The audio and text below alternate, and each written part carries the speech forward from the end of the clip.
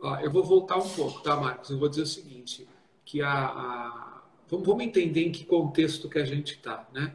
Nós temos o Brasil agora tem uma lei de tratamento de dados pessoais, mas essa lei ela existe desde agosto de 2018, a Lei 13.709. Então, desde agosto de 2018, a lei já existe. A lei entrou em vigor 24 meses depois, ou seja, em agosto de 2020. Desde de agosto de 2020, a lei já está em vigor. E, por último, entraram em vigor os artigos que tratam da possibilidade da Autoridade Nacional de Proteção de Dados aplicar sanções administrativas àqueles que não cumprem a lei. Isso a partir de agosto de 2021. Então, essa é a linha do tempo para a existência da lei. Acontece que na própria Lei Geral de Proteção de Dados, a autoridade nacional ela ganhou a incumbência de editar normas que simplificassem o processo para que as pequenas empresas, microempresas, startups pudessem se adequar à Lei Geral de Proteção de Dados. Então, o artigo 55J, inciso 18 da lei, já tratava essa questão, né? Então, é importante observar que, primeiro, eu vou verificar quem está submetido à lei, que são aquelas pessoas físicas ou jurídicas de direito privado ou direito público que realizam tratamento de dados pessoais. E quando estas pessoas elas forem agentes de tratamento de pequeno porte, elas estarão flexibilizadas em razão da resolução. A Autoridade Nacional de Proteção de Dados, em agosto de 2021, disponibilizou uma minuta do que seria essa resolução, submeteu a resolução à audiência pública, à consulta pública, e agora, em 28 de janeiro de 2022, ela publicou a resolução número 2, que trata dessa flexibilização da aplicação da LGPD aos agentes de tratamento de pequeno porte. Inclusive, essa publicação aconteceu no Dia Internacional da Proteção de Dados, dia 28 de janeiro.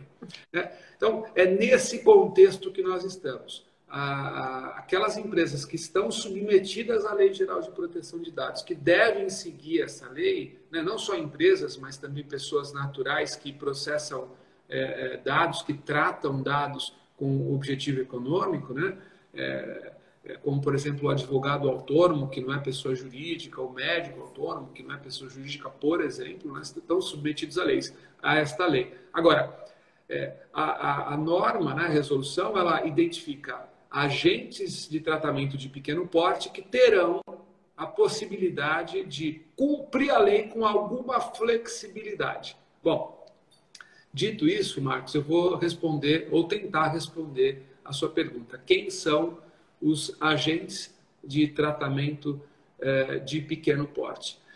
A lei, a resolução, e aí eu acho que é importante acessar a resolução no portal da Autoridade Nacional de Proteção de Dados. É muito fácil fazer isso, é só colocar no buscador ANPD e dentro do site é muito fácil achar essas informações. Mas essa resolução ela diz o seguinte, né, que os agentes de tratamento de pequeno porte são microempresa, empresa de pequeno porte, e depois ela diz quem são, né, microempresa e empresa de pequeno porte, com base na Lei Complementar 123. As startups, também que estão definidas na Lei Complementar 182, pessoas jurídicas sem fins lucrativos, entes despersonalizados e também a pessoa natural que processa, que trata dados com fins econômicos. Então, olha só, quem são os agentes de tratamento de pequeno porte?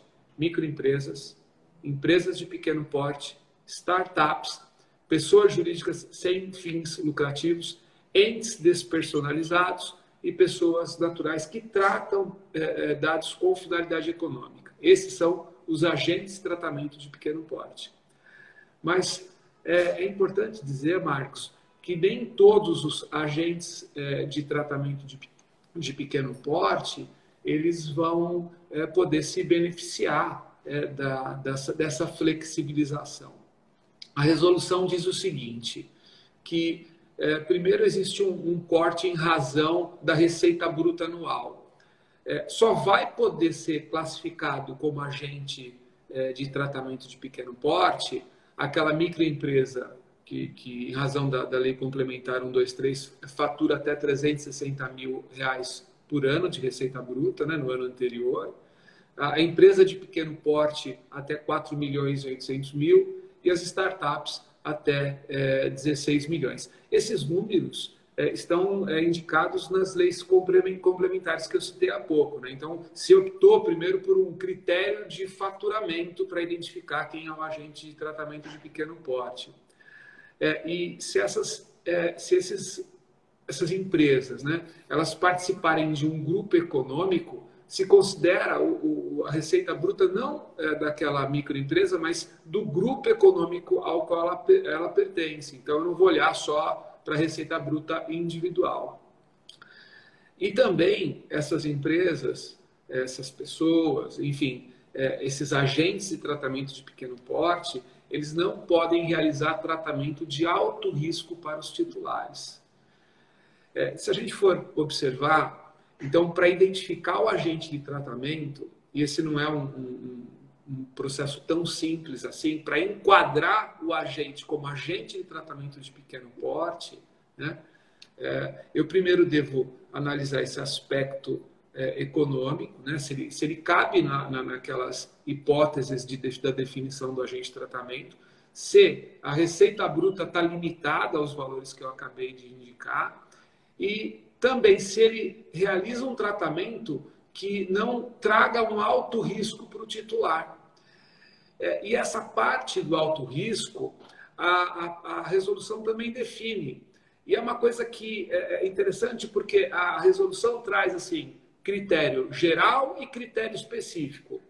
Se o agente de tratamento se enquadrar em um critério geral e em um critério específico, ele não pode se enquadrar com os benefícios da resolução, porque ele, em tese, realizaria um tratamento de alto risco. Vou te dar aqui alguns exemplos, né?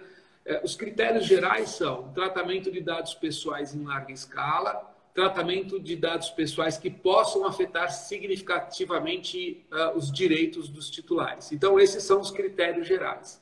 Então, se a gente tem uma microempresa, por exemplo, que trata dados pessoais em larga escala, ela já tem lá uma marquinha no critério geral. A gente vai para o critério específico e vamos olhar. Os critérios específicos são uso de tecnologia emergente e inovadora, controle de zona acessível ao público, decisões tomadas unicamente em tratamento automatizado, utilização de dados sensíveis ou de dados de crianças, adolescentes ou idosos. Então, veja, se eu tenho um agente de tratamento ali que trata dados em larga escala, primeiro ponto, e que trata dados de criança, segundo ponto, ele cumpriu com dois critérios que não vão admitir enquadramento.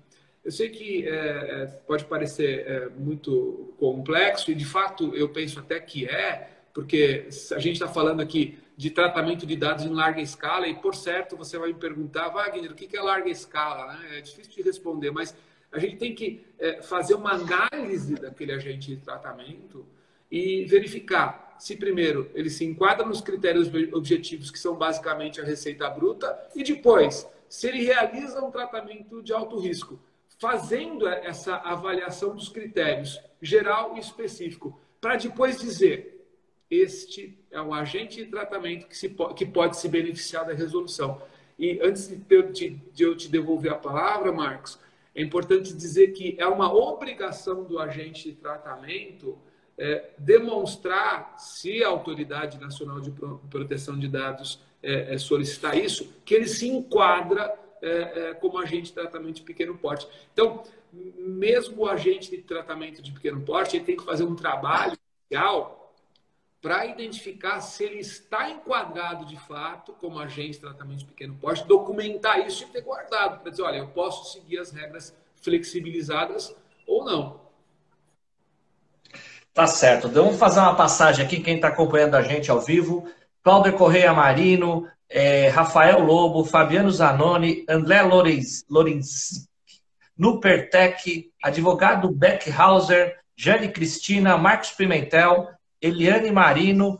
E você foi muito didático, Wagner. Eu acho que ficou bem claro o critério aí para enquadramento de empresa de pequeno porte. Mas a gente podia tentar aqui, me falar assim, um escritório, eu aqui, Marcos Cabelo, que não tenho empresa nem sociedade individual de advocacia, sou advogado autônomo, tenho aí 200, 500 processos. Você acha que eu me enquadro em alguma hipótese aí para falar que eu sou um agente de tratamento de pequeno porte? Vamos pegar um caso específico para ver se o pessoal entende melhor. Tá bom. Olha só, Marcos, vamos lá. Consulta grátis, vamos lá. Pessoa natural que trata dados com um fim econômico pode ser considerada um agente de tratamento de pequeno porte. Ok. Como você não é microempresa, empresa de pequeno porte, não vou entrar na questão do faturamento, mas talvez isso tenha que ser considerado, né? Pessoa natural, talvez tenha que considerar, não sei. Ele fala do faturamento para microempresa e empresa de pequeno porte. Mas vou imaginar que você tenha que considerar o faturamento. Talvez você se enquadre. Então, do ponto de vista da primeira etapa, da fase econômica, me parece que você se enquadraria. A considerar aqui as questões relacionadas a talvez faturamento. Depois a gente vai para a questão do tratamento de alto risco. Bom, o seu escritório realiza um tratamento de alto risco? Para saber se você realiza um tratamento de alto risco, eu tenho que perguntar, você trata dados em larga escala? Você vai dizer que não. Você trata dados que possam afetar significativamente o interesse e os direitos fundamentais dos titulares? Você trata dados importantes, mas que talvez não gerem essa consequência. Então, se você não cai num critério geral, eu não vou nem olhar aqui para o critério específico, porque eu tenho que cair num critério geral e em um critério específico. Mas vou imaginar que você trata dados pessoais que possam afetar os interesses e direitos dos titulares. Você usa tecnologias emergentes e inovadoras, o que é uma questão difícil de responder, né? Porque o que é emergente e inovador? A gente tem que fazer uma avaliação disso, né? Você utiliza dados pessoais sensíveis, tal. Então a gente vai ter que passar por esses elementos e documentar que você não realiza um tratamento de alto risco. Então eu tenho que conhecer a sua realidade, fazer minimamente um registro do tratamento de dados que você faz, para dizer, eu não me enquadro como um agente de tratamento que pode gerar um risco alto para o titular. Então, não é uma resposta que a gente pode dar assim sem uma análise do seu negócio. Mas, se você me responder aqui a essas perguntas de forma positiva, primeiro para o enquadramento econômico e negativa para as hipóteses que caracterizam um tratamento de alto risco, você se caracterizaria, sim, como um agente de tratamento de pequeno porte. É óbvio que você tem que documentar como você chegou a essa conclusão, porque se a autoridade nacional disser, olha, por que você está seguindo as regras flexibilizadas, você vai dizer, olha, porque eu cumpro, eu me enquadro na regra que permite utilizar essa resolução. Wagner, você está sendo bem didático, gostei muito. Eu acho que o pessoal que está nos assistindo, entrou também agora Aline Petroncini, Neuzinha, estão entendendo bem aí o enquadramento dessa questão de agente de tratamento de pequeno porte. E uma grande exigência que tem na lei é o encarregado de proteção de dados. O agente de pequeno porte vai ter que ter encarregado de proteção de dados? Se você quiser falar um pouquinho a diferença entre encarregado e DPO, o pessoal fala muito DPO, e não acho que não é bem a mesma coisa, né? Olha só, Marcos, eu vou dizer uma coisa. Primeiro, o agente de tratamento de dados, seja ele aquele que tem que seguir a Lei Geral de Proteção de Dados não flexibilizada pela resolução, ou aquele que segue a resolução, eles têm que cumprir o que está previsto na Lei Geral de Proteção de Dados. Então, primeiro, todos têm que seguir a LGPD. Se você se enquadra como um agente de tratamento de dados de pequeno porte, aí você pode seguir as normas flexibilizadas, né? Você pode, em alguns pontos, ter alguma diminuição de encargos, vamos chamar dessa maneira. Um destes pontos é a nomeação do encarregado de proteção de dados. Não é o primeiro ponto, tá, Marcos? Mas eu vou para essa primeira flexibilização, e é uma flexibilização importante. Primeiro, que nós temos a lei brasileira criou a figura do encarregado de proteção de dados, que é aquela pessoa que deve zelar pela aplicação da lei dentro daquele ente, que deve ser um ponto de conexão entre o titular de dados e o agente de tratamento, a Autoridade Nacional de Proteção de Dados e o agente de tratamento. A GDPR, que é a Resolução Europeia, criou a figura do DPO, né, que é o Data Protection Officer. É uma espécie de officer, né, um gerente, uma pessoa que tem uma posição de direção dentro da empresa e que cuida desta questão. Eu penso, eu não vou entrar profundo nesta questão aqui, mas que essas duas leis, elas criam papéis próximos, mas diferentes. Então, eu prefiro não chamar o nosso encarregado de dados de DPO, primeiro porque a gente tem um nome em português para isso, da nossa lei, o nome está claro, eu não preciso me socorrer da GDPR para essa nomenclatura, e me parece também que o papel do DPO é um pouco diferente do que é o do encarregado, sem querer entrar nessa polêmica. Mas, para responder a última parte da sua pergunta, o agente de tratamento de pequeno porte, ele precisa nomear, indicar o encarregado de proteção de dados? A resposta é não. A lei diz que o agente de tratamento de pequeno porte não precisa nomear um encarregado de proteção de dados. Apesar de que ela diz assim que é uma boa prática, que é recomendável fazer isso, mas não é obrigatório. Agora, se o agente de tratamento de pequeno porte não indicar o encarregado, ele deve disponibilizar um canal de comunicação para que o titular de dados entre em contato com o agente de tratamento. Então, vamos dizer que o seu escritório tem uma página na internet, você pode divulgar lá que existe um e-mail, privacidade@marcoscabelo.com.br, né? Vamos imaginar que seja esse o seu site, e que você tem esse e-mail para que os titulares de dados possam entrar em contato com o seu escritório e para falar sobre questões relacionadas à proteção de dados. Então, a resposta é: o agente de tratamento de pequeno porte não precisa indicar o encarregado, mas ele deve disponibilizar para os titulares um canal de comunicação para questões relacionadas a tratamento de dados. Dados pessoais. Wagner, capricha aí que Silmara Iene entrou e agora também Dr. Jean Carlos, tem mais gente entrando aqui. Deixa eu perguntar mais uma pergunta, fazer mais uma pergunta para você. Além dessa questão aí do encarregado, quais as principais novidades que a resolução traz em relação aos agentes de tratamento de pequeno porte? Olha só, antes de responder, você colocou aí o nome da minha esposa, eu tenho que dizer que eu fico feliz que ela esteja assistindo, né? Se eu não prestar consideração, vai ficar difícil depois chegar em casa. Mas olha só, Marcos, as flexibilizações, elas... Primeiro que eu penso que as flexibilizações, elas não estão só nessa resolução. Tem muita coisa que a Autoridade Nacional de Proteção de Dados ainda vai ter que esclarecer, vai ter que regulamentar. Eu acredito que nas regulamentações que vão vir, o agente de tratamento de pequeno porte, ele vai ser identificado como alguém que pode cumprir aquilo de maneira mais simples. Mas o que a resolução diz nesse momento? Que, primeiro, o agente de tratamento de pequeno porte, ele pode realizar o direito dos titulares de forma mais simples, né? Ao passo que a LGPD diz que o próprio titular de dados pode escolher, por exemplo, como ele quer saber se os dados deles estão sendo tratados, se existe forma de tratamento, se é por forma eletrônica, se é por forma impressa, né? Isso para a LGPD.